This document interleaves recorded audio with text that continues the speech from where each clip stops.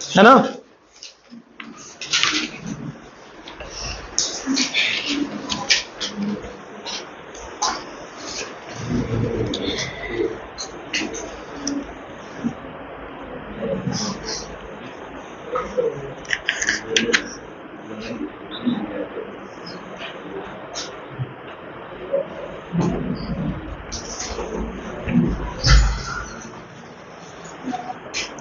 कर दी चालू।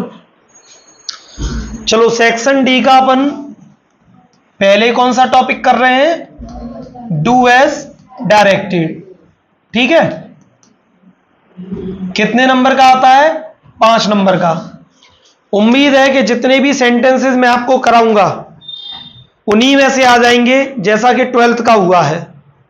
12th का आप लोगों का पूरी सक्सेस मंत्र की फाइल से अगर चाहोगे तो केवल एक लेटर को हटा दो, वो भी आप चाहोगे तो हटा सकते हो, मेरे अकॉर्डिंग नहीं हटा सकते। क्यों नहीं हटा सकते, क्योंकि टॉपिक होना चाहिए। अब जैसे मान लो मैंने आपको एनुअल फंक्शन का रिपोर्ट करा दिया, अब एनुअल फंक्शन का उसमें आ जाए नोटिस, तो कोई बड़ी बात है क्या।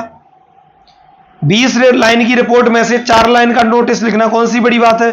तो रोड सेफ्टी का मैंने पूरा पैराग्राफ लिखाया हुआ है और उसमें से आ गया लेटर, तो आपको I am a native of Ramnagar colony Jora, I want to draw your attention towards the problem of, यहां तक तो लिख ही सकते हो। उसके बाद रोड सेफ्टी के लिए 2 लाइन 3 लाइन आप अपने उसमें से निकाल दो, किसमें से, रिपोर्ट में से, आपका बन जाएगा लेटर। उसके बाद में तो लिखना ही है if you look in this matter soon. अब उसका था एडिटर का, तो उसमें लिख देंगे if you publish this in your newspaper I shall be highly obliged to you. ये डिफरेंस था केवल। उसके अतिरिक्त सिंगल ओटी, पूरा राइटिंग स्किल, पूरी ग्रामर, इवन अनसीन पैसेज तक हर चीज उसी में से आई है। तो आशा करते हैं जैसे 12th वालों का फंसा है उसमें से अपना भी पूरा इसमें से आएगा। नहीं भी आएगा तो ये मान लो जैसे मैं आपको सो दैट करा रहा हूं, तो बदल सकता है, सीता की जगह गीता कर सकता है, प्ले की जगह स्लीप कर सकता है, लेकिन सो दैट तो सो दैट रहेगा, तरीका तो तरीका रहेगा। तो जो मेथड में इसमें से आपको बता रहा हूं उन मेथड में से बाहर नहीं जाएगा। बच्चे क्या समझते हैं, बच्चे समझते हैं कि समवन इज प्लेइंग, ऐसा लिखा है तो ऐसा ही आ जाए, ऐसा जरूरी नहीं है। मैं कह रहा हूं कि जितने मेथड मैं आपको करा रहा हूं उन्हीं मेथड में से पेपर में आएगा, उस मेथड से बाहर एक भी क्वेश्चन नहीं जाएगा। तो समझ ले एक एक से आप सारे। देखो पहला क्वेश्चन है इसका, if you work hard you will succeed. ठीक है, इसमें वो कह रहा है इफ की जगह अनलेस लगाओ। अभी इतना टाइम तो है नहीं अपने पास के पूरी आपको रूल समझाएं, तो ट्रिक्स बता रहा हूं, ट्रिक्स को अपने दिमाग में अच्छे से उतार लो सभी। जब भी आप ये समझो इफ की जगह अनलेस लगाने को आ जाए, तो सबसे पहले तो इफ की जगह क्या कर दो, अनलेस। फिर ये देखो कि इफ वाले वाक्य में नॉट है क्या, नॉट, अगर इफ वाले वाक्य में नॉट है तो उस नॉट को क्या करेंगे, हटाएंगे। और हटाएंगे कैसे, उसका नियम ये होता है कि अगर डू नॉट हटाओगे तो फिर वर्ब को कैसी करोगे, फर्स्ट फॉर्म में। डज नॉट हटाओगे तो वर्ब में क्या करोगे, एस या एस। और डिड नॉट हटाओगे तो वर्ब में क्या करोगे, वर्ब की सेकंड फॉर्म। और ये कब की बात है, जब इफ वाले वाक्य में नॉट है। अब इफ वाले वाक्य में नॉट नहीं है, फिर क्या करें, कुछ नहीं करना, केवल इफ की जगह अनलेस लगाओ, पहला वाक्य जैसा का तैसा लिखो, कॉमा लगाओ, दूसरा वाक्य जैसा का तैसा, केवल हेल्पिंग वर्ब के बाद क्या लगा दो, नॉट लगा दो, बाकी पूरा जैसा का तैसा आएगा। केवल हेल्पिंग वर्ब के बाद क्या लगा देना है, नॉट। कब, जब इफ वाले वाक्य में नॉट नहीं हो। कब करना है ऐसा, जब इफ वाले वाक्य में नॉट नहीं हो। क्लियर। और अगर होगा तो फिर दूसरे वाक्य में कोई बदलाव नहीं होगा, केवल पहले वाक्य में से आपको क्या करना है, नॉट हटाना है। क्लियर। हटाने का तरीका ये लिख दिया है आपके सामने। अगला वो कह रहा है he is very weak, he can not walk. मान लीजिए इस तरीके का वाक्य आ गया और वो कहेगा कि सो दैट से बनाइए। किससे बनाइए, सो दैट से।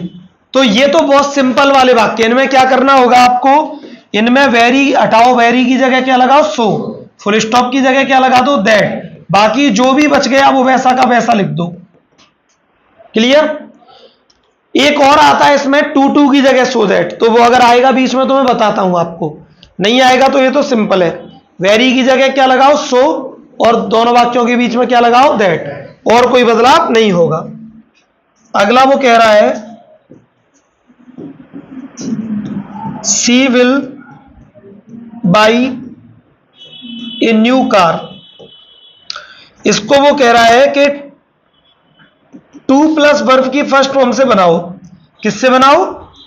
टू प्लस वर्ब की फर्स्ट फॉर्म से। तो हमेशा ध्यान रखो विल इज इक्वल टू क्या होता है going to, will is equal to क्या होता है गोइंग टू। अब देखो गोइंग में क्या लगा है आईएनजी, तो इज आर एम लगना है, सी के साथ क्या लग जाएगा इज, तो क्या बन जाएगा she is going to buy a new car. क्या बन जाएगा she is going to buy a new car. क्यों? इसको कौन लगा के आएगा? गांव वाले। क्या आएगा? She is going to buy a new car. पीछे का गेट लगा दो, सही।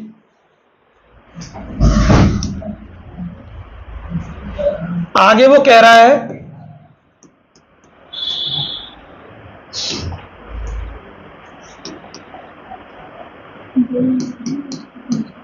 The camel is one of the older domestic animal. इसको कह रहा है कि करेक्ट करके इसको सही लिखो, दोबारा से लिखो करेक्ट करके। तो करेक्ट करके सही कैसे लिखेंगे? देखो यहां लिखा है वन ऑफ द, क्या लिखा है वन ऑफ, और वन ऑफ का यूज होता है सुपरलेटिव डिग्री में, किसमें? और सुपरलेटिव फॉर्मेट होता है ओल्ड का, क्या होता है ओल्डेस्ट। तो यानी इसमें सही क्या होगा ओल्डेस्ट करना है, ओल्डर की जगह क्या करना है ओल्डेस्ट, तो वो आपका सेंटेंस सही हो जाएगा। कोई प्रॉब्लम समझ में आ रहा है सभी को? आगे वो कह रहा है कि he is very fast.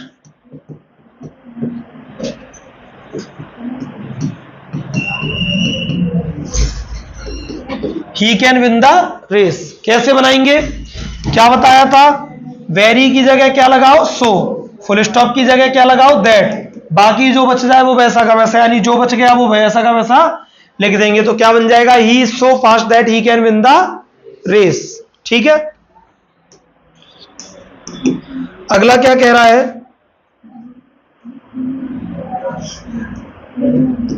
He is so fast that he cannot fat, sorry,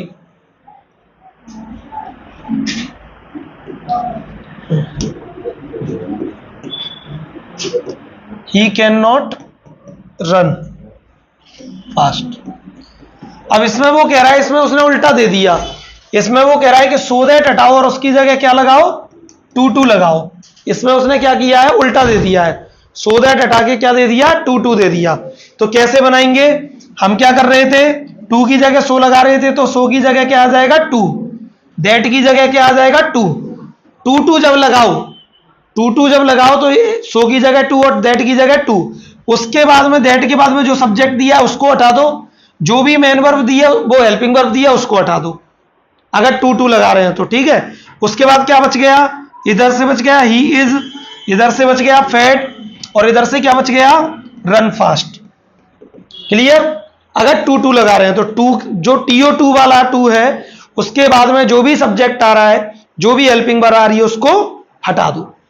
clear? अगर टू टू आ गया तो, और सो दैट आएगा तो इनकी जगह वही लगाना है, फिर अपन को इस टू को हटा के सो लगाना है, इस टू की जगह दैट लगाना है, दैट के बाद में जो सब्जेक्ट पहले है वो सब्जेक्ट रिपीट होगा, इज आर एम होगा तो कैन नॉट, और वाजवर होगा तो कुड नॉट। इस तरीके से करना है। ठीक है। अगला sentence, unless you run fast you will miss the train. देखो अनलेस वाले में क्या करना होगा वो समझ लो।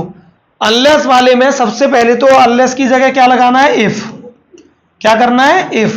फिर अभी जो हमने यहां पढ़ा था क्या, कि डू नॉट हटाकर वर्ब की फर्स्ट फॉर्म, डज नॉट हटाकर वर्ब में एस या ईएस, और डिड नॉट हटाकर वर्ब की सेकेंड फॉर्म। अब उल्टा कर देना है, अगर वर्ब की फर्स्ट फॉर्म हो तो किसमें, अनलेस में। जब आप इफ की, अनलेस की जगह इफ लगाओगे तो क्या करना है, वर्ब की फर्स्ट फॉर्म हो तो डू नॉट लगा देना अनलेस वाले वाक्य में, वर्ब में एस या ईएस हो तो डज नॉट लगा देना, और वर्ब की सेकंड फॉर्म हो तो क्या करना, डिड नॉट लगा देना। अब हम देखेंगे तो इसमें क्या है, इसमें वर्ब की फर्स्ट फॉर्म है, तो मतलब इसमें यू के बाद क्या लग जाएगा, डू नॉट, और वर्ब आ जाएगी फर्स्ट फॉर्म में, तो रन तो फर्स्ट फॉर्म ही है, और फास्ट, और सेकेंड सेंटेंस में no change, second sentence as it is, जैसा था वैसा का वैसा। कोई प्रॉब्लम। अगला कह रहा है he did his work well. इसमें आप कंफ्यूज हो रहे हैं तो मैं आपको एक बार बता दूं, पूरा एक ही ट्रिक दे देता हूं, इससे सारे आपके डू डज डिड वाले बन जाएंगे। अगर किसी वाक्य में डू डज डिड लगा है और उसका नेगेटिव बनाने को आया है, क्या बनाने को आया है, नेगेटिव, तो आप केवल याद ये रख लो कि यहां जो दिया है वो जैसा का तैसा, उसके बाद में नॉट, और उसके बाद में डू, बस। और जो बच गया वो क्या बच गया, ही, इधर के क्या बच गया, हिज वर्क वेल। समझ गए। अगर यहां डज आता तो क्या बनाते, डज नॉट डू, यहां डू आता तो क्या बनाते, डू नॉट डू।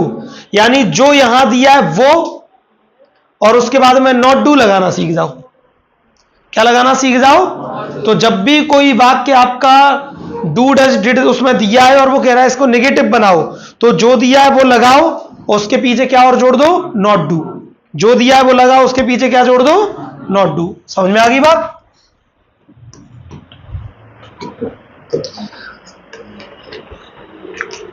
अगला, अनलेस यू वर्क हार्ड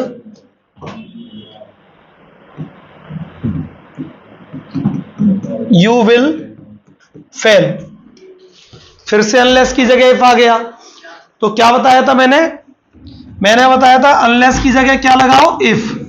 अब यहां पर वर्क क्या है, वर्ब की फर्स्ट फॉर्म, फर्स्ट फॉर्म के लिए क्या लग जाता है, डू नॉट, और वर्क ऑलरेडी फर्स्ट फॉर्म में तो वर्क ही रहेगा, और हार्ड कॉमा लगा के दूसरा वाक्य जैसा का तैसा, दूसरे वाक्य में कोई बदलाव नहीं होगा।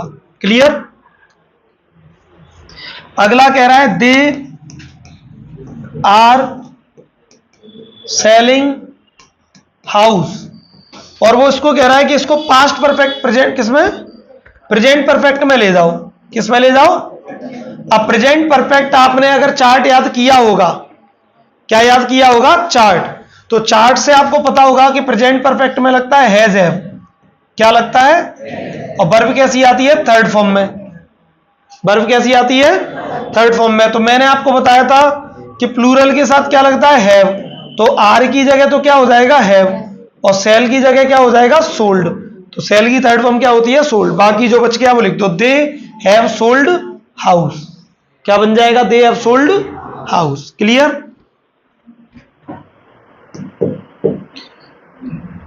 अगला क्या कह रहा है वो, दे हैव बीन प्लेइंग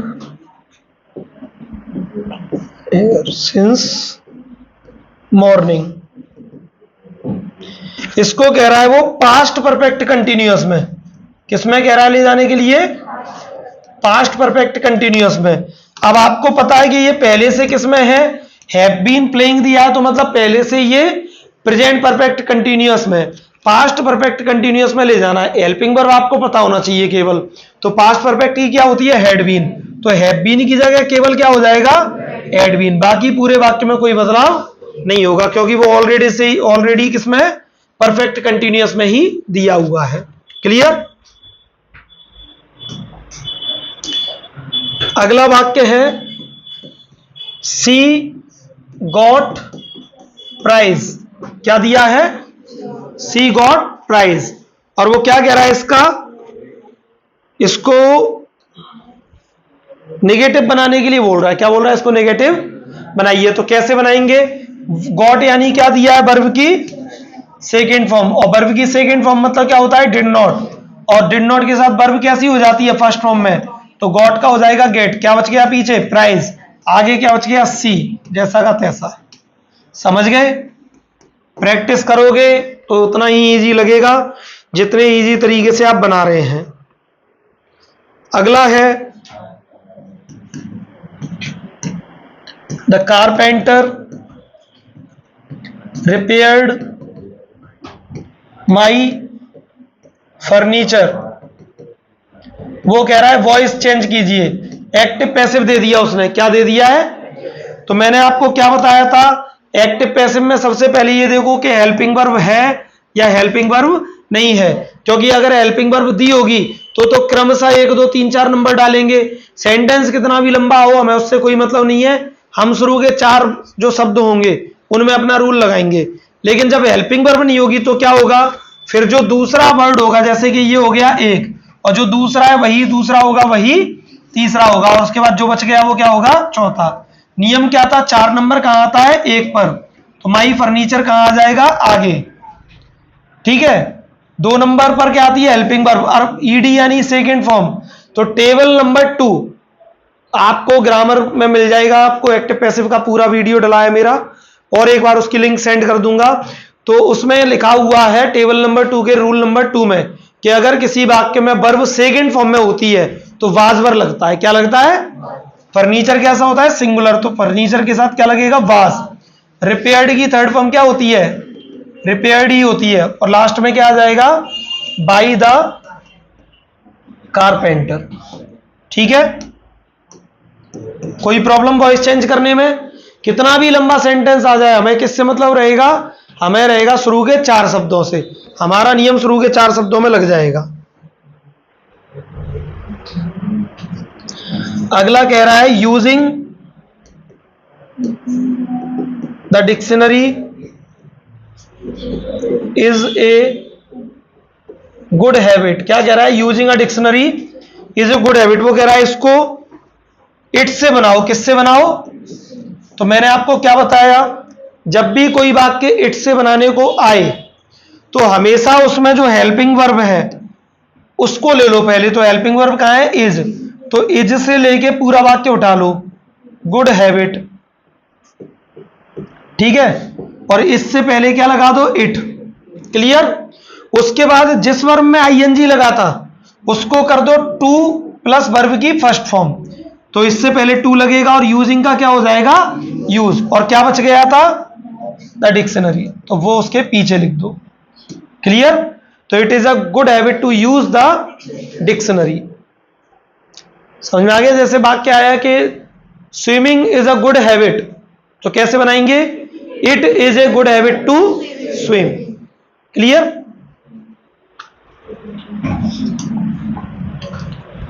अगला सेंटेंस,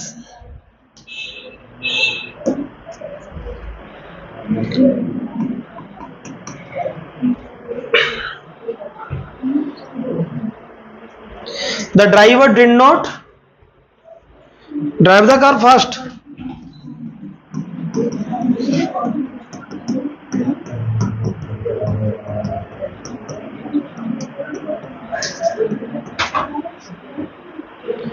क्या कह रहा है वो? इसको इसे कह रहा है कि वो इंटेरोगेटिव बनाइए।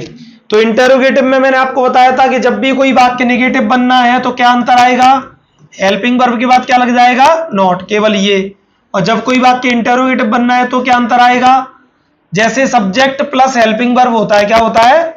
Subject plus helping verb. अपन क्या कर देंगे? हेल्पिंग वर्ब प्लस सब्जेक्ट और लास्ट में क्वेश्चन मार्क। तो इसमें क्या दिया हुआ है? डिड। तो डिड को कहां ले लेंगे? आगे। द ड्राइवर, नॉट हट जाएगा। क्यों हट जाएगा? क्योंकि इंटेरोगेटिव बनाने को कह रहा है। इंटेरोगेटिव नेगेटिव नहीं कह रहा, नेगेटिव कह रहा होता तो नॉट लगाते। नॉट हट जाएगा, जो बच गया वो जैसा का तैसा लिख दो। पीछे क्या लग जाएगा? Question mark. पीछे क्या लग जाएगा उसमें? Question mark. ठीक है।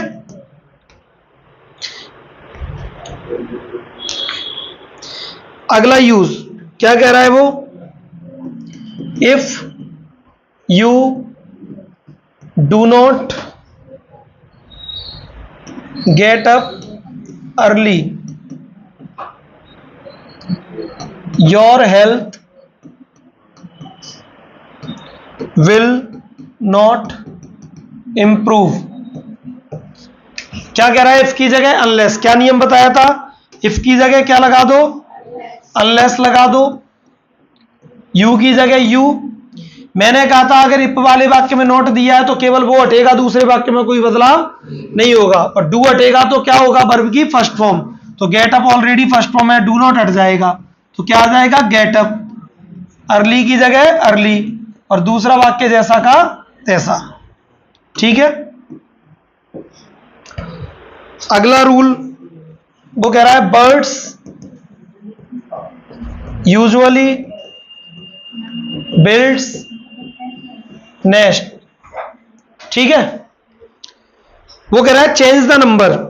क्या कह रहा है? Change the number. जब भी नंबर चेंज करने को आए ध्यान रखो, जो सिंगुलर है उसको प्लूरल कर दो, और जब सिंगुलर को प्लूरल करोगे तो उसकी हेल्पिंग वर्ब भी उसके अनुसार बदल जाएगी। तो बर्ड यहां कैसा है? प्लूरल है। कैसा है? प्लूरल, क्योंकि इसमें क्या लगा है? एस, तो इसमें से एस हटा दो, हो गया सिंगुलर। अब सिंगुलर के साथ मेन वर्ब में क्या होता है? इसमें नहीं लगा था पहले।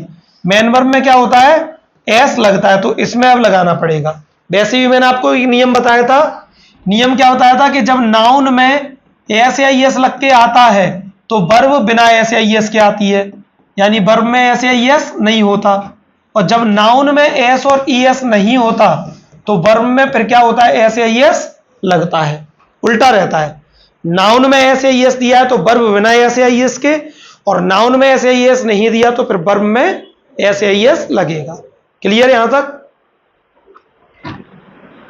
अगला क्या कह रहा है?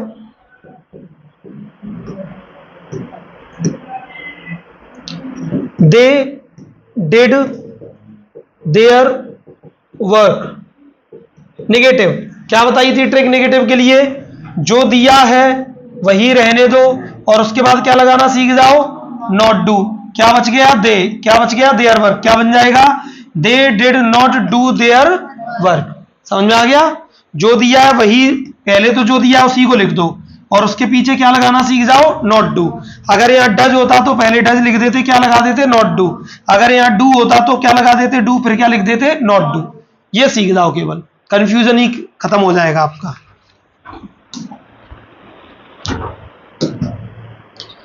अगला वाक्य, my mother is cooking food. क्या कह रहा है? Make interrogative. अब देखो, इंटेरोगेटिव में अभी बताया था क्या करना होता है? हेल्पिंग वर्ब को आगे लाना है। तो अभी सब्जेक्ट प्लस हेल्पिंग वर्ब दिया है, अपन इसको पलट देंगे तो इज कहां आगे आगे आ जाएगा? माई मदर कहां चला जाएगा? पीछे। उसके बाद जो बच गया वो लिख दो, और पीछे क्या लगा दो? Question mark. कोई प्रॉब्लम? समझ में आ गया? अगला वाक्य फिर से कह रहा है वो, swimming is a good habit. It से बनाने को कह रहा है। किससे? अभी क्या तरीका बताया था कि जहां हेल्पिंग वर्ब है उससे वाक्य को पहले तो शुरू कर दो, तो इज ए गुड हैबिट, और उससे पहले क्या लगा दो? इट। जो भी हेल्पिंग वर्ब है उससे पहले क्या लगा दो? इट। अब जो बचा है आईएनजी वाला, उसमें से आईएनजी हटा के क्या कर दो? उसको टू लगा के फर्स्ट फॉर्म में लिख दो, तो क्या बन जाएगा? It is a good habit to swim. Clear? अगला कह रहा है, the box is very heavy, he can not lift it. किससे कह रहा है? सो दैट से। क्या बताया था? वेरी की जगह सो, फुल स्टॉप की जगह दैट, बाकी जो बच गया वो वैसा का वैसा। कितने सरल है यार। अगला क्या कह रहा है? If he takes a taxi, he will reach the station on time. क्या बताया था मैंने? इफ की जगह अनलेस लगाना है तो सबसे पहले इफ की जगह क्या लगाओ? अनलेस। अब इसमें क्या दिया है, एस ए ई एस के लिए हेल्पिंग वर्ब क्या आएगी, तो ही के बाद क्या लग जाएगा, डज नॉट, और डज नॉट लगते ही वर्ब कैसी हो जाएगी, फर्स्ट फॉर्म में, तो टेक्स का क्या हो जाएगा, टेक, ए टैक्सी का ए टैक्सी, दूसरे वाक्य में कोई बदलाव नहीं होगा। सिंपल से रूल है, वही रूल रिपीट कर करके आएंगे। अब जैसे मैंने आपको मान लो कितने रूल समझा दिए, देखो active passive, if unless, so that, tense, और एक मान लो नरेशन। ये 5 टॉपिक है, 5 टॉपिक से बाहर आपकी ग्रामर नहीं जाएगी। 5 टॉपिक अच्छे से कर लो, मैंने आपको यहां एग्जाम्पल करा दिए। अब जरूरी नहीं है कि यार ये टेक से टैक्सी वाला ही आए, लेकिन इफ वाला आएगा ये जरूरी है, इफ वाला आएगा ये जरूरी है। जरूरी थोड़ी ना है कि मैंने पढ़ा है my brother is an MLA, अब जरूरी नहीं है एमएलए आए, एसडीओ भी आ सकता है, लेकिन आर्टिकल आएगा, वो क्लियर है। तो ये जितने भी कंसेप्ट आपको यहां कराए, ये सारे कंसेप्ट पर बेस्ड क्वेश्चन पेपर में आएंगे। आप चाहो तो प्रैक्टिस के तौर पर परीक्षा अध्ययन परीक्षा लोग में जो दिए हैं उनको और बना लो, जितने भी सन वाले हैं वो सारे बना लो, जितने भी सन आपको परीक्षा अध्ययन और परीक्षा लोग में जितने भी डू एज डायरेक्टेड सन वाले मिल रहे हैं, जितने भी आपको फिल इन द ब्लैंक सन वाले मिल रहे हैं, जितने भी एमसीक्यू सन वाले मिल रहे हैं, सबको कर डालो। जहां प्रॉब्लम आए मुझसे पूछ लेना, जहां प्रॉब्लम आए मुझसे पूछ लेना आप लोग। तो जैसे कल मैंने आपको बोला था, दिन में मैंने क्या कराया था, लेटर एप्लीकेशन और पिक्चर गाइडेड, मैंने कहा घर जाके प्रैक्टिस करना। आज दिन में काय की प्रैक्टिस करोगे पूरे दिन भर, डू एज डायरेक्टेड और फिल इन द ब्लैंक्स की और एमसीक्यू की, और रात में आपके क्वेश्चन आंसर तो चल ही रहे होंगे, और मैं तो कोई टेंशन है नहीं। ठीक है, बंद, थोड़ा सा रेस्ट